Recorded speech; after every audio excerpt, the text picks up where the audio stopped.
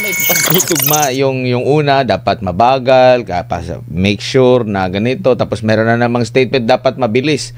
Admar, All in the same na bibig po ang nagbabanggit po. Admar, yan ay proof ng epekto ng paggamit ng cocaine. Narinig natin kay Senadora nung sinabi niya, nangako na magbabago. Hindi ba yon behavior ng isang addict? Nangako magbabago pero hindi nagbabago? Ang pag-uusapan ho nga natin ngayon mga ka-reaction update PH, ito nga ho kasing pasabog ni Gutesa, malaki ang naging epekto dito sa pag-iimbestiga ng DPWH, ng ICI, at walang iba mga ka-update, si Marcos Jr. Hindi lang ho yan. Kasi nga, di ba, ginawa ni Marcos Jr. itong ICI na mga ka-update para maipakita sa resibo sa taong bayan. Pero ang pagkakamali niya ho dito, parang nautuho siya eh. Kasi sigurado mga ka-update, may nagturo sa kanya na i-build yung ICI. Diba? Sinabi ho sa kanya dito, oras na gawin mo yan, Mr. President, hindi ka masisisi. Kasi nga ikaw yung may pakana o ikaw ang nagpapalaganap ng pag-iimbestiga sa flood control. Ang kaso mga ka-update, alam ng taong bayan ng milyong-milyong Pilipino kung sino talaga yung nasa likod ng malaking korupsyon.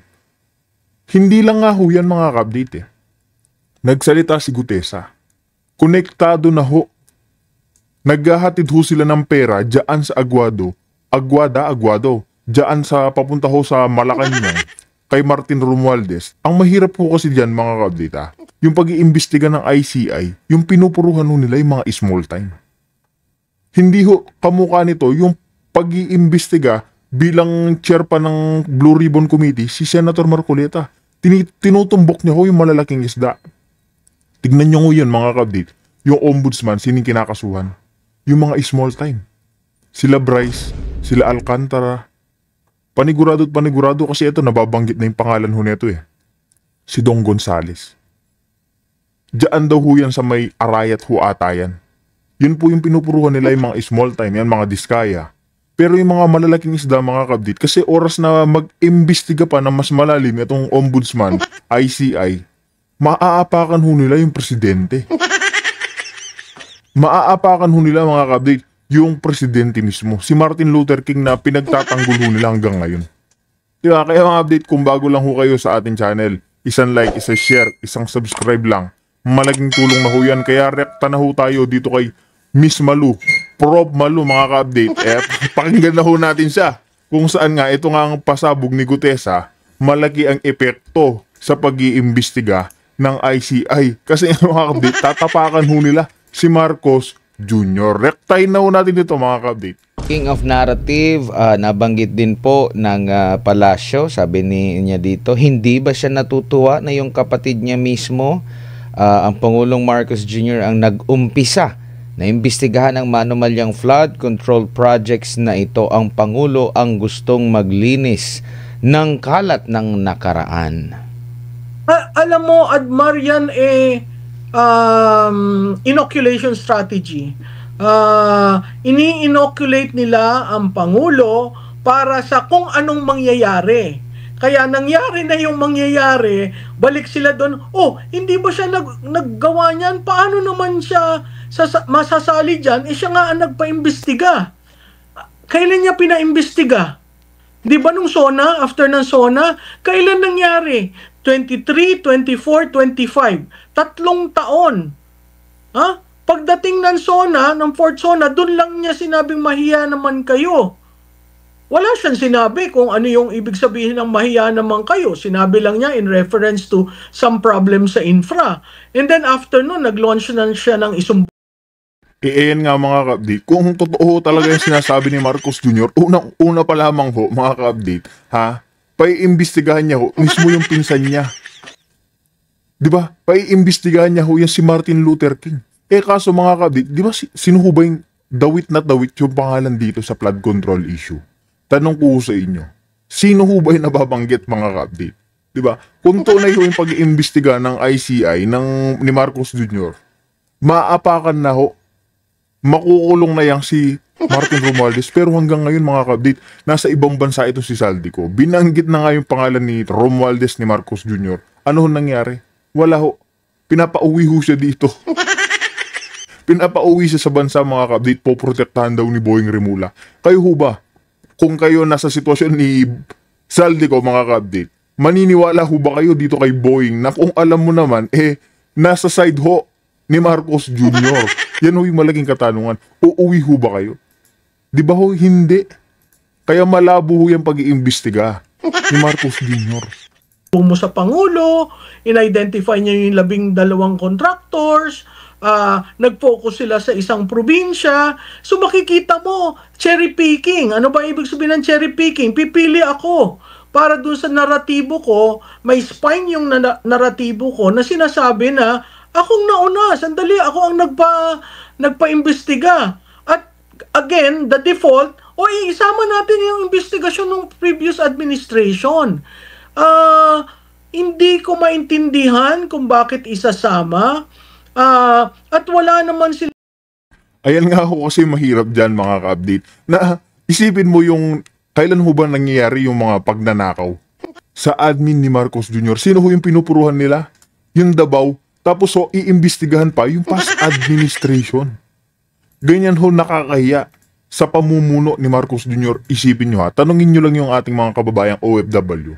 Kung sino mas pipiliin nila, si Marcos Jr. ba o si Pangulong Duterte? Tanong nyo lang, mga ka-update. Kasi pati itong mga OFW na aapektuhan sa pamumuno ni Marcos Jr., mga ka-update. Meron po kasing ginawan lunch itong si Marcos Jr. Siya na ho gumawa niya na, sige, sabihin na ho natin. Pero wala man ho atang 1 taon, tinanggal din niya ho. Isipin nyo, doon nakakapag-relax yung mga ating kababayan, pero tinanggal niya rin agad. Kasi nga ho, wala na ho daw budget doon. Ganyan ho kung walang respeto etong admin ngayon. Tapos pupuruhan yung past administration. Katawa-tawa ho sila dyan, mga ka-update. Nagpapatawa ho sila. Lang pinapakita pa after 113 days na ito yung mga maanomalya ng previous administration. Kasi hindi nila mailagay yung previous administration kung itong administration hindi buo yung storya. Hindi talaga buo ang storya dahil namimili lang sila kung anong storya para lang ma-deflect ang Pangulo not being involved. Nagulat sila siguro dun kay Gutesa. Kasi si Gutesa ang nagbuo ng storya para sa taong bayan.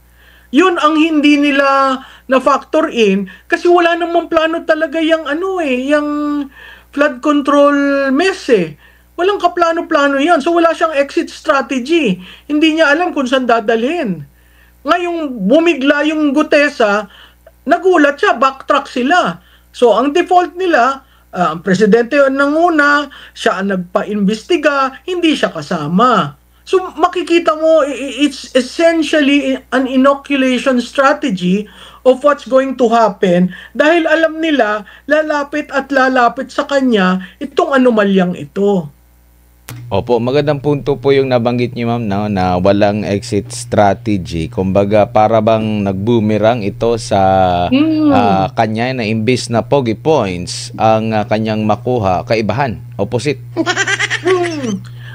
Kaya nga kung sino man yung nag-isip niyan, talagang ipinalunlo ang presidente.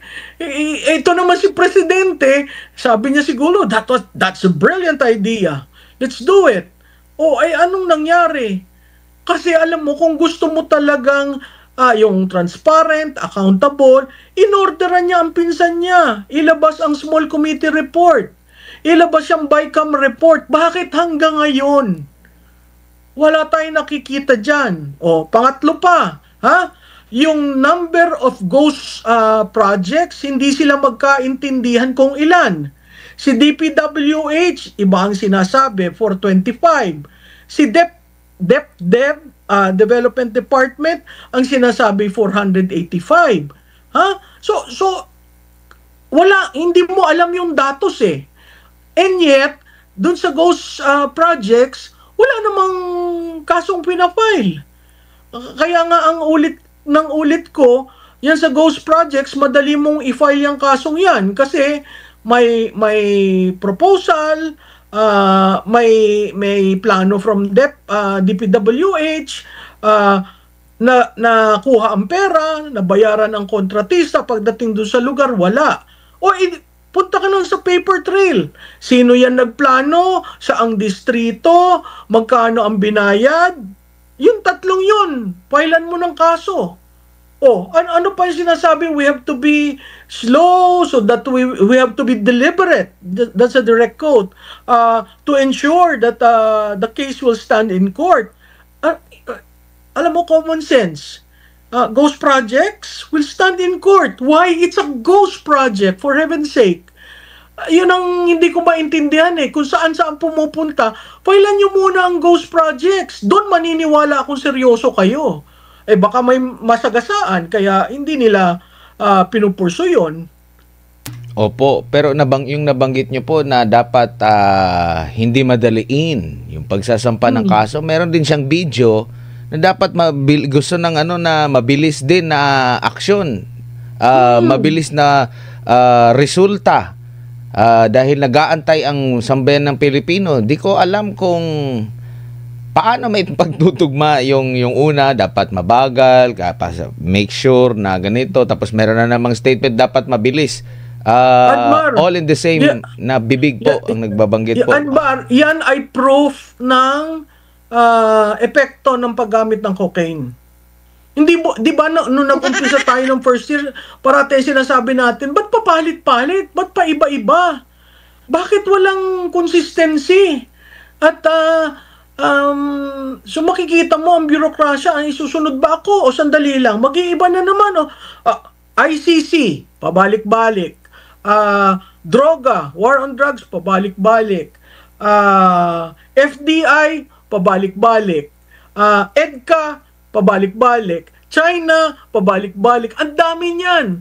If you're going to list the changing narrative from the first year to the third year, siguro mahaba ang listahan natin, baka 2 kokomban. 'Di ba? So ang akin lang, nakita natin yung signals eh. The signs were there and are still there. And the moment the sister stood on that stage, all of us were saying, kaya, 'di ba? That was a collective sigh nung umakyat si Senator Marcos. Everyone was saying, alam mo, ang sisi pati alam mo palang ganyan, ba't mo dinala kay Inday Sara? Ba't mo pinursu yung unit team? At narinig natin kay Senadora nung sinabi niya, nangako na magbabago. Hindi ba yon behavior ng isang addict? Nangako magbabago pero hindi nagbabago? Nakita natin talaga yung agony sa loob ng pamilya. Opo. Mayroon pa nadagdag si Palace Officer Castro. Sabi niya rito kay Senadora Amy na maging makabayan ka, tumulong ka po sa imbestigang ginagawa ng sarili niyong kapatid. Na nabanggit niyo kanina si Guteza, after noon ay biglang naiba ang ihip ng hangin. Yet ngayon, meron na namang ilang videos ba yun? 3 ba yun? Na binulgar itong si former Congressman Zaldico. Ano agad parang binar agad. No? Pero humihimok pala sila na may tumulong. Meron pa nga silang inilunsad na isumbong sa Pangulo. No? Ngayon, meron nagbigay ng impormasyon. Pero nangyayari, agad binabara po, Prof. Kaya nagtatanong, saglit lang, paano naging independent ngayon yung mga investigasyon na agad binabanatan yung naglalabas ng mga impormasyon? Oo, tama ka dun, Admar, no? Yung sinabing tumulong ka sa investigasyon, hindi ba tumutulong si Senator Marcos? Nandun siya, uma-attend siya, kune-question niya, nagsasabi siya, no, ito, magwi-withdraw na, magre-recant na. Hindi pa naman tapos ang investigasyon Kaya ako nagugulat dito kay Senator Lacson na meron ng conclusion na yung nga mga kabdit, wag na ho tayo mag-expect kasi dito kay Auntie Claire Castro. Ano ho ba yung maririnig ho natin dyan. Pag may oras na lumabas, ayan, ano yan mga ka-update si Lacson tsaka si Auntie Claire, parang magkapatid ho kasi yan. Pag oras na may lumalabas na witness, tapos agenso sa gobyerno ni Marcos Jr., agad ho nilang binabanatan. Agad ho kasi nilang binibira. Hindi pa nga ho natatapos magsalita, mag-imbestiga, meron na ho agad silang rebat. Tignan nyo ho si Gutesa, siya po yung pinag-iinitan. Siya yung kakasuhan ng falsification. Diba? O paano ho magsasalita yung iba? O kung isipin nyo mga ka-update, nandito si Saldico, tapos sinabi niya yan. Nagtapat ho siya. Ano hong gagawin sa kanya mga ka-update? Baka hindi pa ho nagsasalita, pinatumba na ho nila yan. Diba? Kaya mahirap po magsalita pag alam mong malaki yung kalaban mo. Kaya nga si Saldico mga ka-update, okay na yun, nasa ibang bansa muna siya, tapos nagsalita siya. Isipin mo si Gutesa nandito, nilahad niya lang yung lahat ng ginawa niya, nalalaman niya, pero ngayon siya ho yung binabaliktad. Siya ho yung binabaliktad, di ba? Dalawang opisyal daw ang nakatanggap at hindi ang Pangulo. Wala pa namang committee report. Hindi ko naman maintindihan kung saan niya pinagkukuha yung mga sinasabi niya. Yung isang opisyal ay taga DepEd, yung isang opisyal ay PLLO, 'di ba? At narinig lamang natin yung involvement ni ES through the testimony of Bernardo. So, it's yung sinasabi ni Senator Lacson are all based on Yusek Bernardo's testimony. Yun sinabi niya, sinumpa ang salaysay, nasa na ang corroboration. So, napakahirap mong sabihin na yung 100 billion ay yung dalawa ang nagpakana at sinabi at ginamit lamang ang pangalan ng presidente. Ikaw ba na may gagawa ng ganun na idadrop mo ang pangalan ni presidente? At kung titingnan natin sa narrative ni Congressman Ko, sinabi niya na nakatanggap siya ng tawag kay Secretary Amina na ang instruction ni Presidente, ganon. So paano dun sa litanyang yun, wala namang sinabi yung kay Olaybar at saka kay Bersamin na PLLO. In fact, nagulat ako nakasama yung Bersamin na PLLO. Ang sinasabi nila, bagman daw ni ES. Ang naratibo lamang ni Bernardo, humihingi ng porsyento si Olaybar para kay ES. So, pag pinagtagni-tagni mo yung puzzle, mabubuo mo na gumagawa ng storya. At very telling yung kay ES Bersamin na sinabi nag-resign, tinawagan lang pala siya ng hindi accountable officer para bumitaw. Opo. So, at yun, medyo delikado sila doon dahil pag nagsalita si ES Bersamin, baka maligwak yung kanilang naratibo. Pero kung siguro ang ibinulgar po ni former Congressman Zaldico ay si BP Sara, Prof, siguro tatanggapin yung kanyang pahayag. Oo. At saka magiging hero yun. Ang seguridad niya ay masigurado. Ang dalawa niyang anak na nandito, hindi iipitin, di ba? Nakita na natin yan nakita natin sa ginawa dun sa tao ni former Congressman Saldico. Nakita natin yung pag-iipit na ginawa kay Gutesa, 'di ba, at sa pamilya niya. So yung kasing armed agencies of the government kayang gawin 'yan just to secure whatever they want. Noong hindi nagsasalita si Congressman Ko at sinabi ng ilan na i-cancel nyo ang passport, hindi ginagawa. Ngayon nagsalita, ika-cancel nila ang passport para umuwi at kinukulit nila na umuwi. So makikita mo yung logic. Hindi pinag-iisipan lahat reactive. At yun ay emblematic ng problema ng pinuno. Lahat reactive. Kung ikaw ay matino ang isip, hindi ka reactive. Pine-prepare mo yan, pinaplano, kinakausap mo yung mga ahensya ng gobyerno, ito ang ating ito ang messaging natin, ito ang sasabihin natin, ito yung ibibigay natin. Hindi yung kabinete, paistaran sila kung sino makakuha ng atensyon ng Pangulo. Si Pangulo without thinking through the suggestion, go. So, nagkakaroon ka ng ganyan na may kalihim ka ng DILG na nagsasabi, destabilizer. Hindi naman inciting to sedition. Yung pagrarally ba, destabilizer ka na. Yung pagsigaw mo ng resign, inciting to sedition ka na. So, makikita mo yung pagkakaiba-iba ng approach. At tatandaan rin natin, hindi natin tinitingnan pa yung internal click sa Malacanang.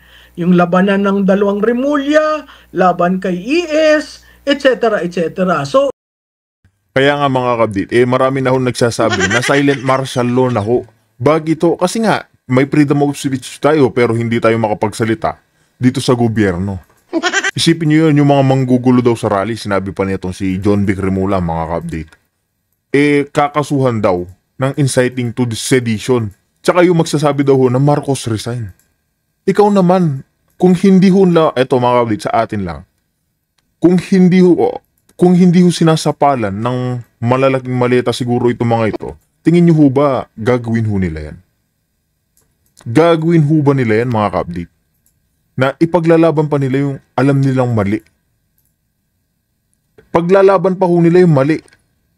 Marami na ho nagsasabi na itong si Marcos Jr., mismong kapatid niya na ho, yung ate niya na yung nagsasabi, ading ko umuwi na tayo. Di ba sinasabi niya ho yan? Bakit ho? Kasi nga ho, gumagamit daw si Marcos Jr. Kaya nga ho, ang daming nagagalit. AFP hawak ni Bronner, mga kabdit. Pinagtatanggol niya ho yung mali. Si John Vic, hawak ho nila itong kapulisan. Pinagtatanggol ho nila yung mali. Ano, sinabi nga mo ni Pangulong Duterte, may mensahe ho siya mga kabdit. May mensahe si Pangulong Duterte dito kay Kong Pulong na ang kapulisan at ang AFP, sila na lang daw ho yung pag-asa para sa ikaliligtas ng Pilipinas. Di ba? Buti ho dun maniniwala pa ako. Kasi nakikita naman ho natin kung gaano kalakas yung mga yan. Kung pagsasama-samahin natin. Tayo mga sibilyan tayo. Diba? Sibilyan lang ho tayo. So yung mga ganun ang medyo problematic. Speaking of problematic po, Doc, Prof, noong nag-resign si Bersamin at Pangandaman dahil kabilang sila sa napangalanan nitong si former Congressman Zaldico, ang dahilan daw ay delikadesa. No, ngayon kasama din po, 'di ba, si Marcos Marcos Jr. sa napangalanan ni Zaldico. So ibig sabihin ba nito walang delikadesa yung yung perfect example na hindi ba ayusin at pag-isipan kung anong ibibigay na rason? Kasi tinan mo, sinabi, they resigned out of delicadeza, and then you have an ES saying, no, I did not resign. Somebody called me. So, I will not, anong exact frame niya? I will not go beyond the period where I am welcomed. So, nag-pack up siya ng gamit niya. At, alam mo, very graphic yung statement ni ES. Hindi ko maintindihan ba't yung isang Yusek Cadiz ay hindi nag-resign. Kasi kung yung pinangalanan lahat nag-resign, edi dapat pati si Speaker nag-resign. Pati si Presidente nag-resign out of delicadeza. Yung excuse ng delicadeza, apparently, pwede yun sa iba. Ayan nga, di ba mga kabdit, sinasabi ho kasi na si Bersamin nag-resign. Tapos nagsalita ho si Bersamin, hindi naman daw ho siya nag-resign. Ay malaking katanungan ho dyan, sinibak ho ba sa ni Marcos Jr.? Sinabi ho kasi mga kabdit, sinabi ho nila dito, nag-resign out of delicadeza. Kung nag-resign pala out of delicadeza, dapat nga naman mga kabdit, nag-resign si Tambaluslus, nag-resign si Marcos Jr. Diba? Kaya sinabi nga ho ni Pro Malu mga ka-update, pag talaga gumagamit ka ng cocaine, makapal yung pagmumukha mo. Kaya mga ka-update, kung may opinion reaction ho kayo, dito na ho natin pag-uusapan sa comment section yan. Kasi nga, malaki ho kakapalan na pagmumukha ni Marcos Jr. na hanggang ngayon, hindi ho siya bumababa sa pwesto.